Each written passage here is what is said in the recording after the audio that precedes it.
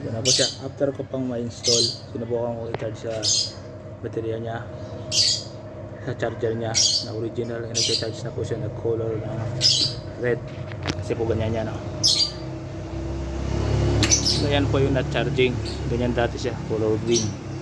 Tapos ngayon pag sinarge mo siya, ayan, nagkukulay pula na tumutunog charger, ibig sabihin charging na siya. Subukan po natin i-start.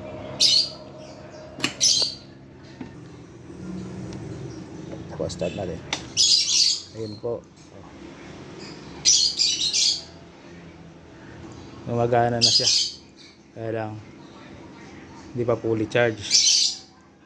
Papatakbayin ko, ayan na, tagumpay. Una sinabi ng technician na kailangan na daw palitan ng baterya.